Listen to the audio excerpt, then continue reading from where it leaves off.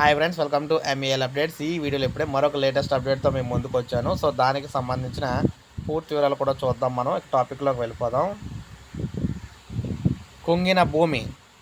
So మీరు చూడొచ్చు, భూమి ఎలా కుంగిపోయిందో. నేల ఉన్నట్టుండి ఒకేసారి కిందకైతే దిగిపోయిందనమాట. సో ఎందుకు ఎలా దిగిపోయింది? ఇది చెరువు కాదు, ఇది అలాగే ఒక నుయ్యి కూడా కాదు. భూమి దానికదే కిందకైతే దిగిపోయింది.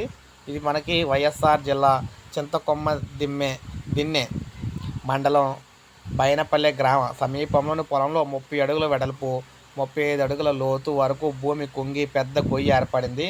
అందులోకి నీరు ఉబికి వచ్చిందనమాట. భూమి కుంగిన ప్రాంతం నుంచి 40 మీటర్ల దూరంలో వంక అయితే ఉంది. ప్రస్తుతం ఆ వంకలో నీటి ప్రవాహం కూడా లేదు. 2014 నుంచి 2019 వరకు చింతకొమ్మ దిన్నె వేంపల్లె మండలాల్లో 35 చోట్ల భూమి కుంగి ఇలా గోతులు ఏర్పడ్డాయి. భూమి కింది పొరల్లో ఉన్న సున్నపురాయి కరగటంతో ఇలా కుంగి ఉంటుందని ఊటుకూరు వ్యవసాయ పరిశోధన కేంద్రం భూసార శాస్త్రవేత్తలు అయితే తెలియజేశారు. పొలంలో ఏర్పడిన గొయ్యిని పూడ్చాలంటే 3 నుంచి 4 లక్షల వరకు ఖర్చు చేయాల్సి వస్తుందని రైతు విష్ణువర్ధన్ రెడ్డి అయితే అన్నారన్నమాట. సో ఈ విధంగా అయితే జరిగిందనమాట. సో ఈ విధంగా వైఎస్ఆర్ జిల్లాలో భూమి ఎక్కడికక్కడైతే కుంగిపోతుంది, ఇలా గొయ్యలు అయితే పడిపోతుంది. సో ఒక లైక్ చేయండి, అదేవిధంగా సబ్స్క్రైబ్ చేసుకోకపోతే మన ఛానల్ సబ్స్క్రైబ్ చేసుకోండి. ఇలాంటి ఇంపార్టెంట్ అప్డేట్స్ మీకు ఇస్తూ ఉంటాను.